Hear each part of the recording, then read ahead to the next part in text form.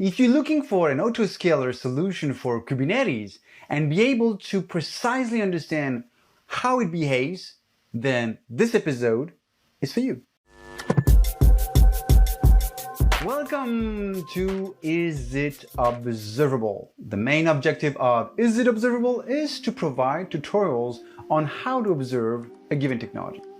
Today's episode is part of the Kubernetes series, where we already covered several topics. So we had an episode on how to collect metrics from our cluster. We had another one on how to collect logs with FluentD, FluentBit, Stanza, how to observe your ingress controllers, and way more.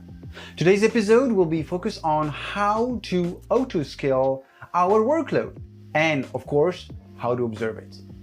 If you enjoyed today's content, don't forget to like and subscribe to the channel. So let's see what you're going to learn out of this episode. So first, we will start with an introduction, introducing the concept of autoscaling in Kubernetes. We'll present several components, starting with the metric server. Then we will explain what is an HPA and what is a VPA. And last, we will jump, as usual, in a tutorial. Autoscaling is a process that dynamically scales up, down, any components of our architecture. In the case of Kubernetes, we could obviously autoscale the numbers of required nodes in our cluster, or we can also scale the number of pods required to run properly our application based on the current usage. For example, you might have a situation where the load of your website increases only at the end of the day, like for example a streaming platform. You might need, in that case, to add additional web server to handle the traffic. But what about the rest of the day?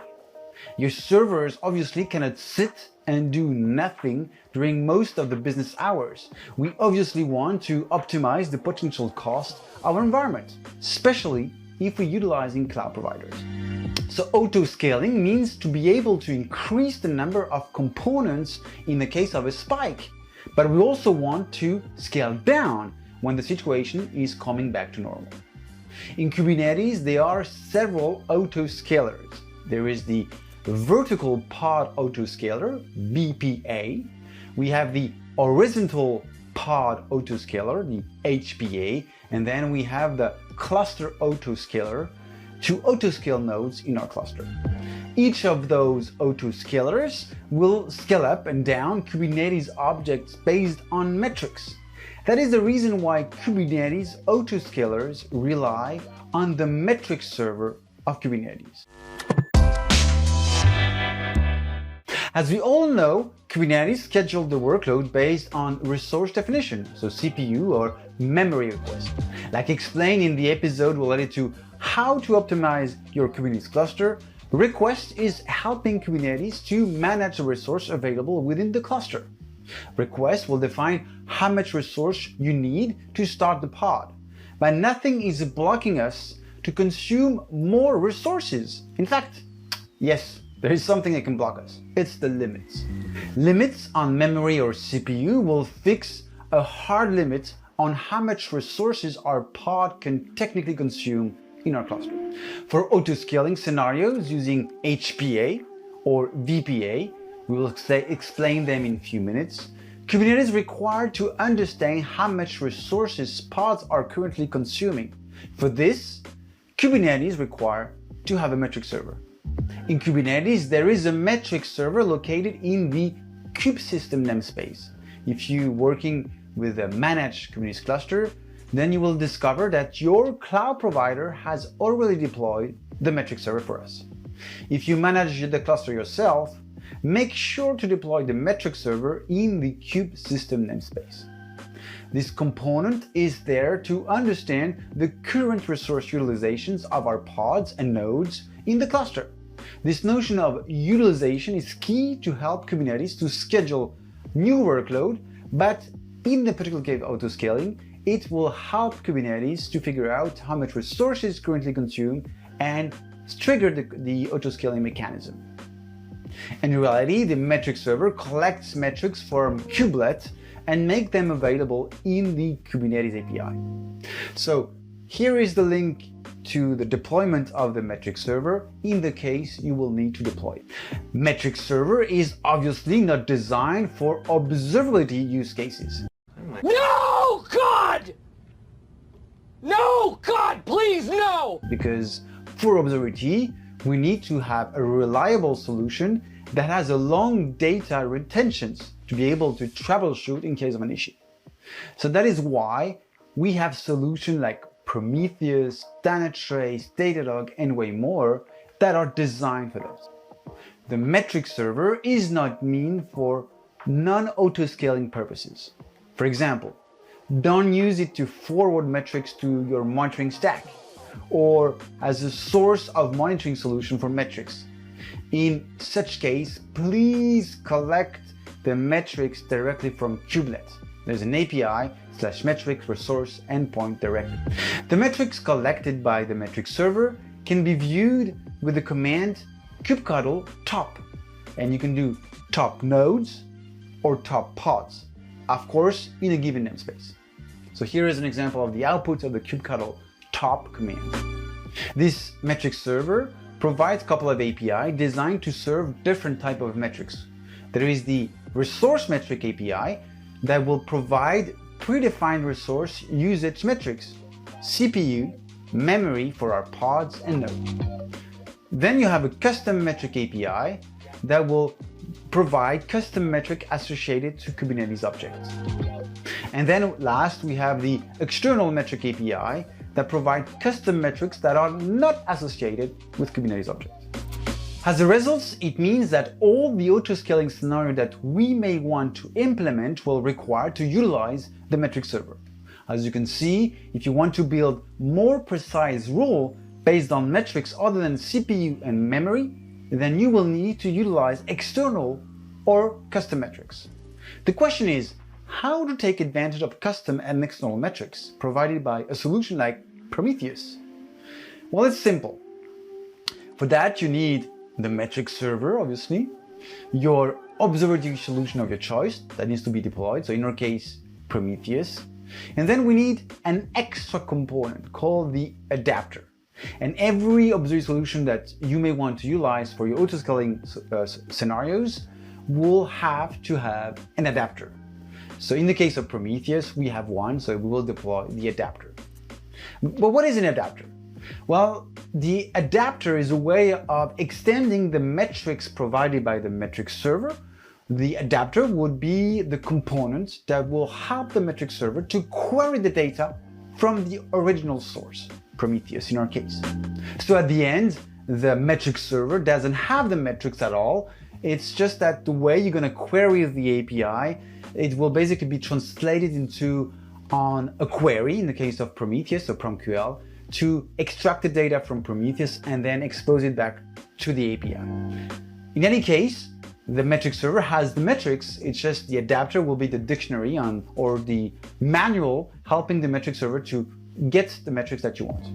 So here is the link to the GitHub repo for the Prometheus adapter. There are several adapters available, of course, Prometheus, like mentioned. Azure provides one, there is also one from Datadog, and there is probably more adapters available in the market. So if you want to use one of your solution of your choice, make sure that there is an adapter available. To be able to take advantage of a custom metrics with metrics server, you will need to explore the metrics that you would like to use for your autoscaler scenario. By exploring, I'm referring by building the right PromQL in the case of Prometheus. Once we have the results, we will need to look at the label exposed by the metrics. And in those labels, we will try to identify labels that are associated to Kubernetes objects. So if our metrics is exposing Kubernetes underscore namespace or Kubernetes underscore pod or Kubernetes underscore node, then we probably want to match it to real Kubernetes objects, so namespace, pod, and node. Then, once we have all that information, we can create the proper configuration file for our adapter. So here is a configuration file for the adapter. This configuration file will be, of course, stored in the config map. In the rule, there are two types of operators. So there is that help the adapter to discover our metrics. So there is the series query and the series filter. The series query will specify to the adapter how it should basically interact with, in our case, the Prometheus endpoint. If your metrics provide several labels, several series, we probably want to apply a filter to your query to basically limit to the metrics that we're looking for. So here is an example. So here we have first the series query where we have a metric name with a couple of label filters, and then we have the series filter that will limit to specific series that has a specific name. So the series filter apply a regexp to filter only series with the right naming, or if you use the not operator, series where the name is not related to the regexp that we described. So there are two operators, of course. There is the is and there is the is not. Then we need to map the labels with Kubernetes objects. So here is an example. As you can see, we have a resource object that will override Kubernetes namespace into namespaces. So for each label that refers to a Kubernetes object, you will have to apply that rule. So name of the label from the Prometheus side and the resource name in Kubernetes. If a label has a consistent naming, like the example that we had, like Kubernetes underscore pod or Kubernetes underscore namespace or Kubernetes underscore node, then we could create a template instead. So here is an example of a template. So in the template, as you can see, we refer to Kubernetes underscore and resource. So resource will be the Kubernetes object. We can also change the naming of our metric. So here is another example. So here you can see that we are renaming total by per second, because when we apply our autoscaling rules, it will be very difficult to express it by a total number, so we need to use it with the per second. In fact, in the query, in the PromQL, we will use a rate to have the per second. Last, we need to specify the actual query that we would like to apply in Prometheus. Here is example. So the metric query, this is where we apply the sum, the rate. As you can see here, we are having specific objects like series, label matcher, and group by that will be replaced by the adapter. A horizontal pod autoscaler scales the number of pods in a deployment, a stateful set, a replica set, based on CPU memory utilizations, and as we mentioned before, we can also utilize custom metrics or external metrics exposed by your applications. If you're using standard metrics, so CPU and memory, the HPA, so horizontal pod autoscaler, will check that all the pods defined in your deployment, replica set, and so on has request defined on the resources definitions. It will collect the current usage and the target usage defined in the HPA. Therefore, if you're not defining any requests on your workload, you won't be able to take advantage of any autoscaling features. Oh, okay. The HPA object will check the deployment stateful set metrics against the metrics that we defined in the HPA definitions. And this metric will help to increase or decrease the number of replica counts depending on the event.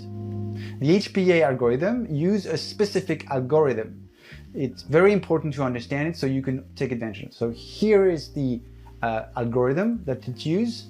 So desired replica equal cell of current replica multiplied by current metrics divided by desired metrics. For example, I'm defining a deployment with a request of a CPU of 200 millicore. Then, just for the sake of the test, I'm generating some load to increase the traffic. And I look at the CPU of this particular pod, and I can see that the pod is currently consuming 1,300 millicores. And there is only one replica set. So if I implement an HPA, then I should have the following rule. So 1,300 divided by 200, then I will have 7 replicas. HPA allow you to create rules based on multiple metrics. If multiple metrics are defined in our HPA definition, then the calculation will be done for each single metrics. And the HPA will pick the metrics that will get you the biggest replica count. The other important point related to HPA is the scaling behavior. The scaling behavior defines how the pods will scale up or scale down. If you don't define any custom behavior, Kubernetes will utilize the default behavior, which is the following one. Note that the scaled down policy is set to 100%. So in 15 seconds, your Kubernetes cluster can remove all the replica to reach the minimal replica defined in your HPA. The stabilization window is used to avoid a changing number of replica counts when the metrics used for your scaling rules keep fluctuating. So the autoscaling algorithm uses a window to infer that the previous desired state and avoid unwanted changes to the workload scale. HPA can be deployed using a -s file describing in details how we want to implement our autoscaler. So here is a definition of an HPA object. As you can see, we have a scale target reference, where here we need to specify the API version for our Kubernetes object, so deployments or replica sets or stateful sets. So we need to specify the API version, the kind, and of course, the name of our deployment. In this example, it's the frontend. Then we specify the minimum replica that we need, 1, and the maximum one for 5. In this example, we use, as you see, the resource. So it's going to be CPU memory. In this case, it's the memory. And we can see we use the target average utilization to 60. The metrics object in the HPA file will be the role related to the metrics available through the metrics server. You will define a type of metrics. It could be a container resource, external, objects, pods, resources. If type resources, you will need to define the resource object that will refer to the resource metrics. In the case of resources, obviously it's going to be CPU or memory. So resource, the names of memory or CPU. Then we need to define the target average utilization. It's going to be the average utilization across all the relevant pods, and it's a percentage of the requested value. Average value is the target value of the average metrics across all the relevant pods. So we will, in the case of CPU, we will express the average value in millicores. So keep in mind, utilization will be in percentage of the target value, and average in the case of CPU in millicore. You can also define HPA by simply interacting with the command line. So kubectl has a command autoscale, for example. So kubectl autoscale, the deployment front end. Here we specify the CPU percentage 50, min 1 and max 5. VPA stands for Vertical Pod Autoscaler. And VPA is designed to adjust the size of our pods based on the actual usage. VPA will increase the request limit settings based on its usage. Similar to HPA, VPA relies on the metric server to make the right decision. What is interesting with eHPA is that there is several ways of using the HPA based on the mode. So we have the auto that will automatically adjust the pod's definition by recreating the pod. And this is only possible if you have more than one replica. Recreate, so it's similar to the auto mode, but it should be used only to ensure that the pods are restarted whenever the resource request has changed. Initial, it will only assign resource requests on the pod during the creation. It will never apply any changes later on. And off, so no way of updating. So here the HPA will suggest a value, and this suggestion will be available in the descriptions of the VPA. Using the VPA in auto mode on all the workloads could have some surprises, because VPA will evict the pod to change the resource definitions. So if you apply VPA on all your workload, you may have some downtime window while the Kubernetes is restarting the pods on other nodes. So if you're planning to do so, I would clearly recommend to limit the impact by using a pod disruption budget, PDB. You can create a pod disruption object for each application. PDB will limit the number of pods of replica applications that are down simultaneously from voluntary disruptions. So here is an example of a pod disruption budget. In this specification, we can see that the minimum available pods is 2, and then we match our deployment based on the label selector. As a consequence, if we apply this, Kubernetes will start new pods before evicting to guarantee that we always have the minimum number of pods running for our workload. By the way, there is a really interesting project, so here is the URL. It's the Goldilocks, called Goldilocks will automatically deploy VPAs. Before utilizing Goldilocks, make sure to remove your existing VPA to be able to take advantage of Goldilocks. Goldilocks, in fact, will automatically deploy a VPA in all the namespace that has been labeled. All the VPA deployed will be configured in a recommendation mode by default. Goldilocks at the end will provide a dashboard showing all the various recommendations for your workload. VPA and HPA is a smart way to adapt your number of replica required for your workload or the pod size based on the usage. But we have a limited feedback, the behavior of the autoscaling mechanism. To keep track on the usage, we may want to report the number of pods per workload to keep track on the usage of the HPA. And in case of VPA, we will have to look at the CPU and memory requests to be able to see if the VPA has changed anything. In this tutorial, we will use HPA and VPA and look at the events generated by those two autoscalers. We will try to make some queries to keep track on the usage of those HPA and VPA. For this tutorial, we will need, of course, a Kubernetes cluster. We will make sure that we have a metric server deployed. We will deploy Prometheus, and for this, we will use the Prometheus adapter. We will have to configure the Prometheus adapter to have the right rule that will map our custom metrics. We will deploy the demo application, the HPA shop, with some load tests, and of course, deploy a VPA and HPA to observe them.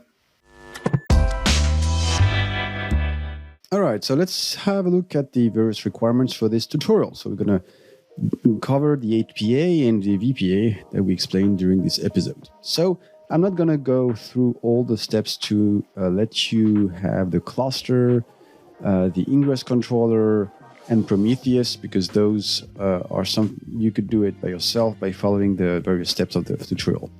So I will let you start the cluster. You can use JKE like suggested, but again, there is no obligation. You can take whatever flavor of Kubernetes if you want to use K8s or whatever you want. Feel free to do that. One important thing, we're going to use the ingress controller for this exercise, and make sure when you deploy with the Helm chart to enable those two variables to have the Prometheus exporters enabled, because we're going to rely on the Prometheus exporters of NGINX ingress controller for this particular exercise. So once the ingress controller has been deployed, make sure to get the IP address, and there are several files in this repo that relies on this IP address, because we are going to create several ingress, one for Grafana, one for the HPA shop, and we're going to have some load tests, so it needs to have the right IP address for the HPA shop. Also, make sure to deploy Prometheus, like explained here, and because like we did in lots of previous tutorials, we use K6 with the Prometheus remote writer plugin, and this plugin requires to have a specific feature from Prometheus enabled, which is the remote writer. So to be able to enable that, you will have to modify the configuration of Prometheus, and in the case of the Prometheus operator, It's the Prometheus object. So get the Prometheus object. You will have it here. And you will have to add in your Prometheus object that is currently deployed with the operator an extra line with enable features and a remote writer receiver. So that's the idea. So follow this, and once we have this, apply the ingress controller, update the various files with the Prometheus service, because like explained, different load tests will be running, and K8s rely on this Prometheus service. So we need to have the right service name. So please change the deployment files once you have deployed Prometheus. Last thing, I'm going to show you really briefly. We want to make sure that the data that we expose with the help of NGINX are collected by Prometheus, because then at the end we will have to use those metrics for our exercise. So this, as usual, we will use a service monitor. So there is no service. I'm going to create a fake service here just to map and expose the Prometheus port, the default port from NGINX, which is 10.250.254, and then we will apply a service monitor. So that will allow us to map the data coming from this exporter, and Prometheus will be able to scrap it. And last, we will deploy this Prometheus adapter. So I'm not going to do it. Very simple. Here is the link to the Helm chart. So add the Helm charts in your repo and install it, and you will see that here in this particular example, we need to configure the Prometheus adapter to point to your Prometheus service. So make sure to add this set value. So don't just do a simple Helm install. You need to set some values, especially the Prometheus URL. This is very, very important. So once we have that, a couple of things we're going to check. So what do we have? I'm going to show you this in the command line. So once we have deployed the Prometheus adapter, we can test out if the data is obviously coming in. And that's the command. So we're going to basically interact with the metric API. And by the way, I didn't tell you, if you don't have the metric API, because if you want to check it, so you can do kubectl get odds from the kube system. And you can see in this particular example that we have the metric server, which is here. So the metric server, I didn't deploy it. It's in my case Google who has automatically deployed it. So if you don't have, if you're using any autoscaler, make sure that you also deploy the metric server, because as explained, we will rely heavily on this one. So if you don't have it, it won't work. So that's the first thing. And if you are not sure if you have it, so you can check on the kube system namespace, but or you can just do a kubectl top nodes, for example. And if the command responds and gives you some results, then it means that the metric server is installed. So if you don't have that, the command is generating some errors. That's a sign that you don't have the metric server, so make sure to deploy it. So now that we have our adapter, so now those metrics will be available. So I will query the API metrics, and especially the custom ones, and we will see what we get out of this command. And as you can see, I am collecting tons of metrics that is obviously exposed automatically with the Prometheus adapter. So those now are redirected. In fact, so the metrics is collecting that data through a PromQL to Prometheus. Before we do configure the HPA itself, we need to configure the adapter. The Prometheus adapter has a configuration file that help us to map some Prometheus metrics with Kubernetes objects. And this is done with the help of config map. And in this case, there is a config map called Prometheus adapter, related to our Prometheus adapter installation. So if you look at this one, you can see that there are plenty of rules that has been already populated by the installation. So that's great for us.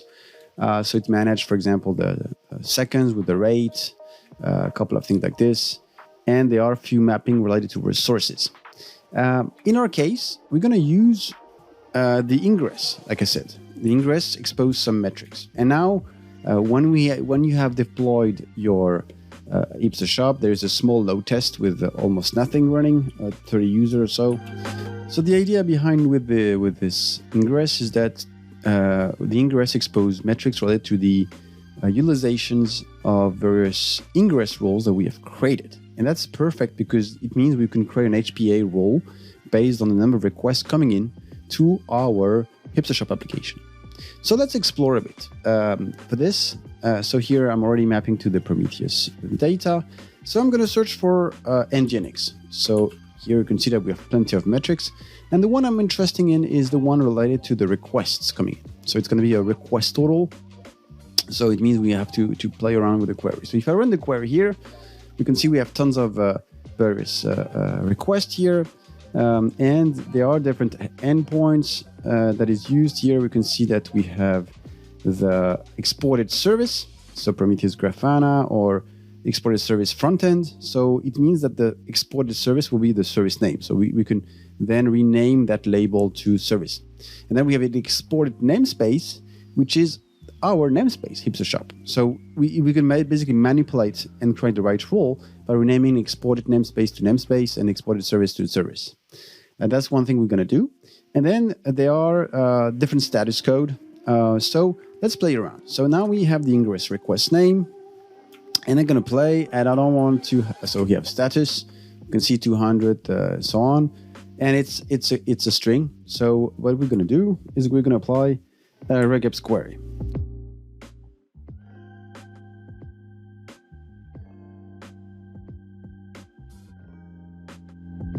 Now I have filtered and I'm using only the one that is 200 or 302. That's the first thing. So now we have a pretty good query, but again, this is a total and this doesn't make sense. I cannot utilize that total. So what I'm going to do, I'm going to sum. So I'm going to convert the rates of this one.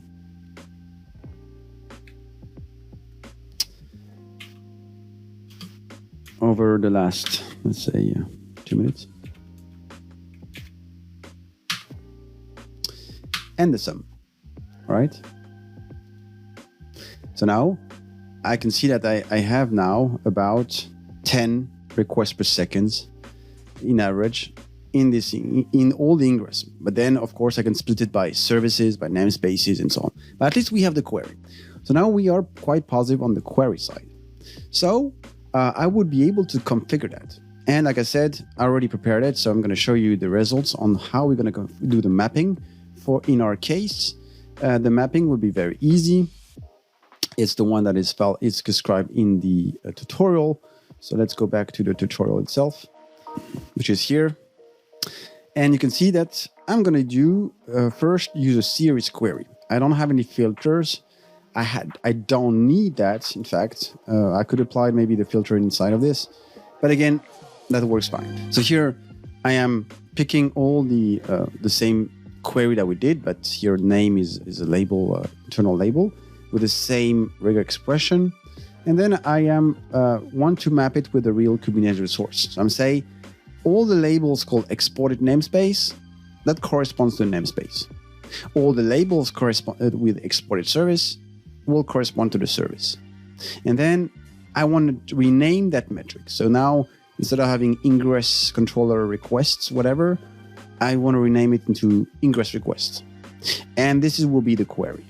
All right. So now what we have to do is to copy this one and modify our config map. So if we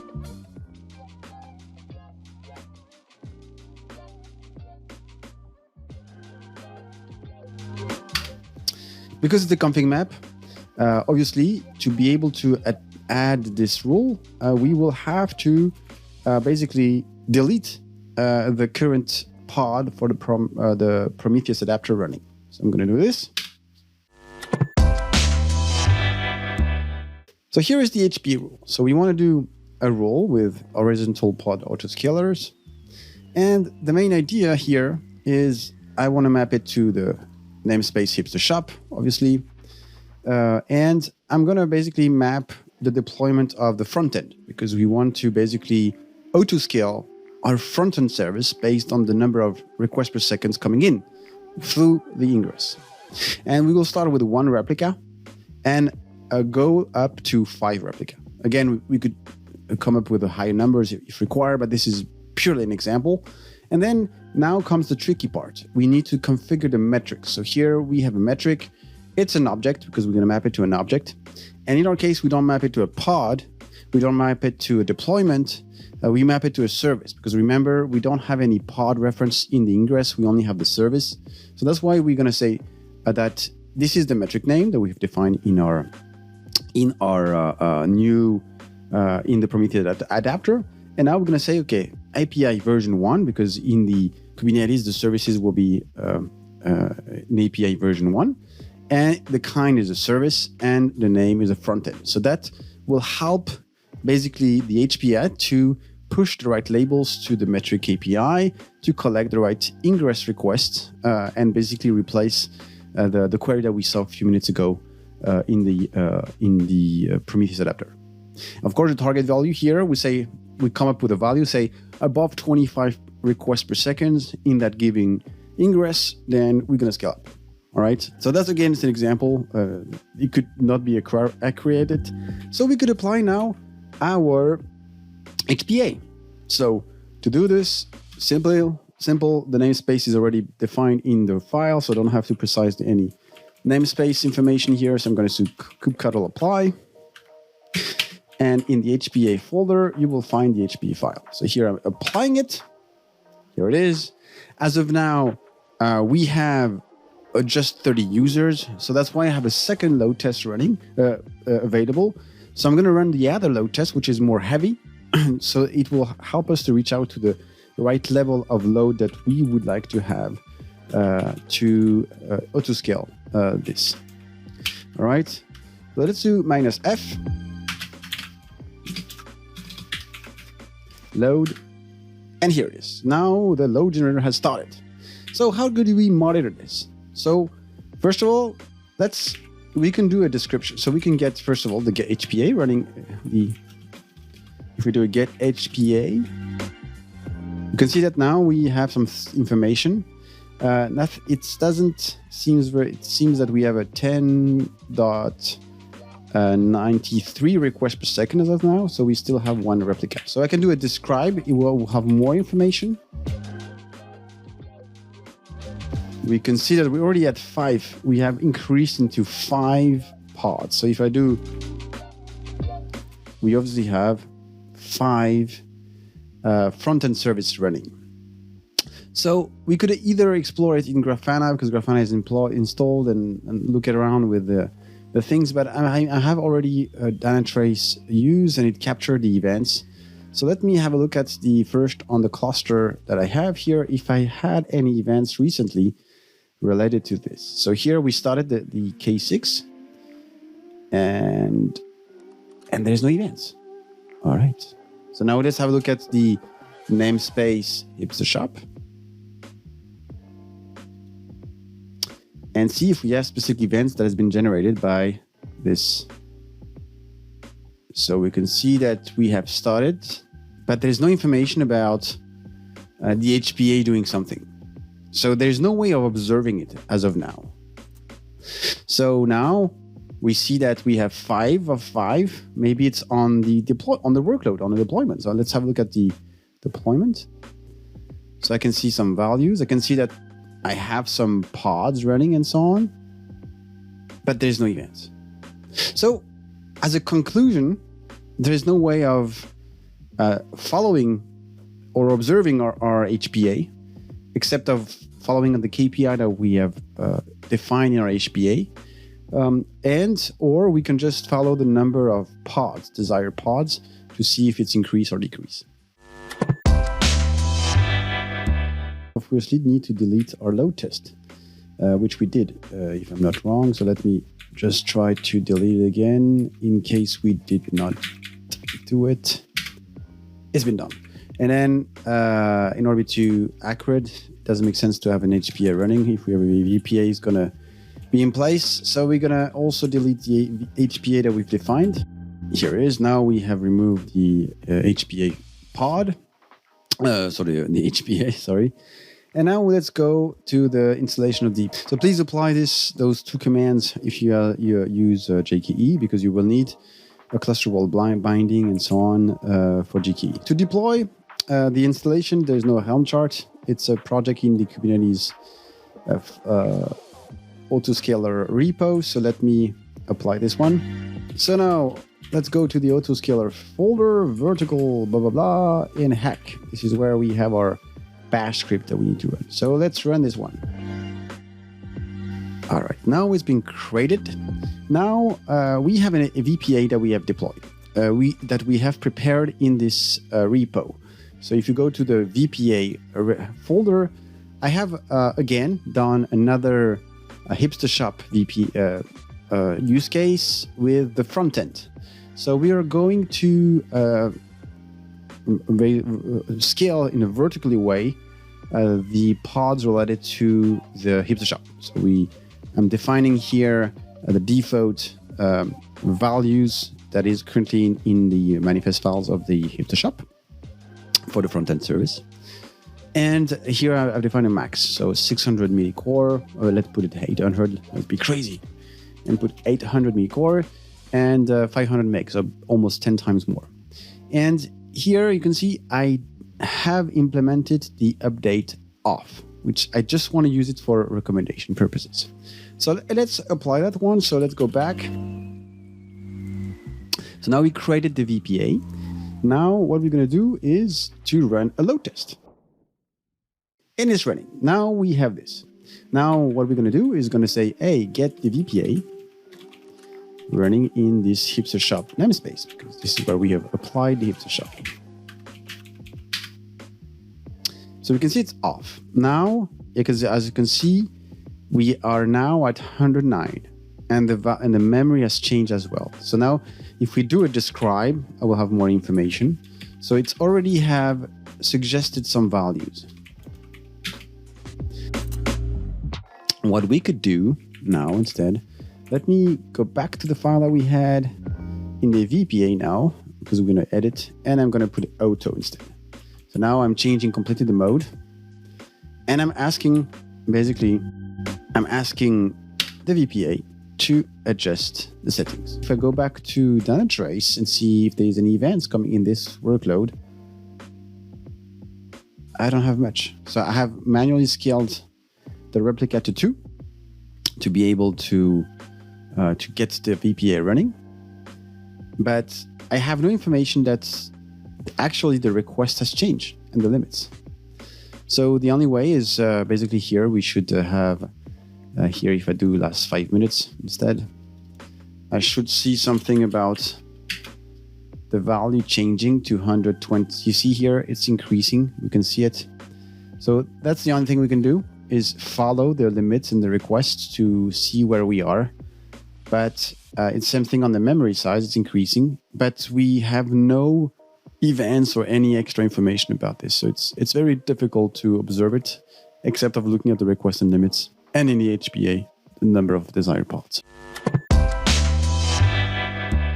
That's it for today's episode related to autoscaling. As you can see, we mainly looked at HPA and VPA. We didn't look at the cluster autoscaler, but this is mainly used for providers or in-house cluster management. HPA and VPA is an interesting solution, but as you can see, it relies on the metric server. So if you don't want to use standard metrics like CPU and memory, it means you will have to extend the metric server. So make sure that your observability solution that provides your custom metrics has an adapter. Otherwise, as you can see, it will be very difficult to be able to create your custom rule with HPA and VPA. If you're looking for custom rules on observability solution that doesn't have any adapters, then I would definitely recommend to look at K8s. And by the way, I will create a dedicated solution about K8s in few days and weeks. So if you enjoyed today's content, don't forget to like and subscribe to the channel. So thank you for watching and see you soon for another episode.